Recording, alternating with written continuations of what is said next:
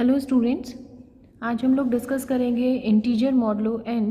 तो integer modulo n में क्या होता है, एक्चुअली जो मॉड्यूलर अरिथमेटिक है एक तरीके का सिस्टम है जिसमें हम क्या करते हैं, इंटीजर्स को एक पर्टिकुलर सर्टेन वैल्यू के अराउंड रैप कर देते हैं, कोई सर्टेन वैल्यू के अराउंड रैप कर देते हैं, जिसको हम क्या बोलते हैं, मॉडुलर बोलते हैं।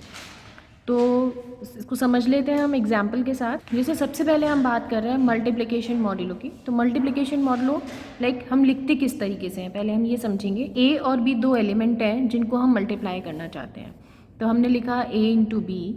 अब जो भी मॉड्यूलो है हमारा, हम उसको इस तरीके से यहाँ पे लिखेंगे एम।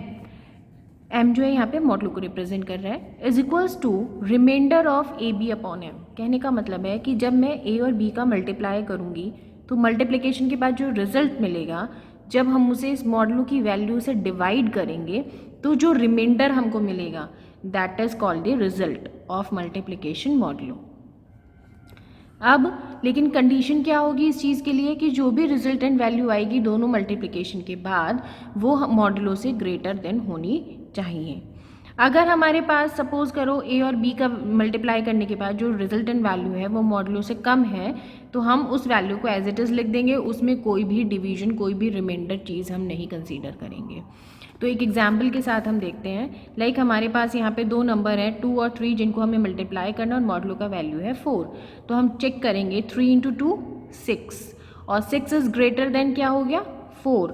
जब 6 बड़ा है ग्रेटर देन है 4 से, तो ये फर्स्ट वाला कंडीशन अप्लाई होगा where A B is greater than M.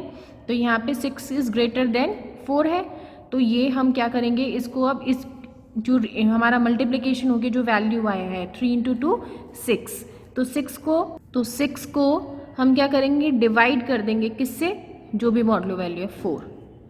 तो जब हमने इसको 4 से डिवाइड करा तो रिमाइंडर कितना आया, 4 1 4, रिमाइंडर इज 2, तो answer is 2। Same way 2 into 1 2, but 2 is less than 4, 2 छोटा है 4 से, तो हम 2 को एज इट इज लिख देंगे। Next 2 into 4 8, 8 is greater then 4, तो हम क्या करेंगे, 8 को डिवाइड करेंगे 4 से, और रिमाइंडर क्या हो जाएगा, 4 2 is 8, तो रिमाइंडर इज 0, तो आंसर इज 0। नेक्स्ट हम एडिशन मॉडुलो देख लेते हैं। एडिशन मॉडुलो में हम क्या करते हैं, if let A and B are 2 elements, A और बी हमारे पास 2 एलिमेंट्स हैं, तो किस तरह से वैल्यू फाइंड करते हैं। सपोज 2 एलिमेंट्स ए और बी को मुझे ऐड करना है, मॉडुलो वैल्यू क्या है यहाँ पे एम है, ठीक। तो रिजल्ट क्या होगा, सबसे पहले हम दोनों एलिमेंट्स को ऐड करेंगे। अगर ऐड करने के बाद जो भी रिजल्टेंट वैल्यू है वो इस मॉडुलो की वैल्यू से ग्रेटर देन है, बड़ी है, तो हम उन दोनों वैल्यू, जो भी रिजल्टेंट वैल्यू है ए प्लस बी को, उससे एम से डिवाइड करेंगे और जो भी रिमाइंडर होगा वो आंसर लिख देंगे। बट अगर हमारे पास जो भी रिजल्टेंट वैल्यू आ रही है वो लेस देन है मॉडुलो वैल्यू से, तो उसको हम एज इट इज़ छोड़ देंगे।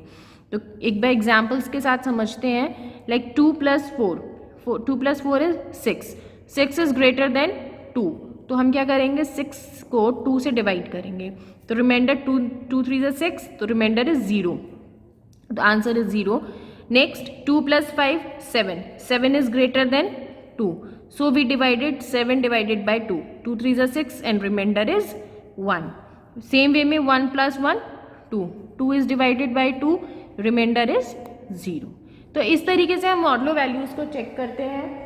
तो एक सर्टेन वैल्यू हमने ले ली, लाइक 2 है, यहाँ पे मॉडुलो वैल्यू क्या है 2 है, ऊपर क्या थी, यहाँ पे मॉडुलो वैल्यू 4 थी। तो जो भी हम कैलकुलेशंस करेंगे अपने एक पर्टिकुलर वैल्यू के अराउंड ही हम उस वैल्यू को कैलकुलेशंस को रैप करते रहते हैं इस तरीके से।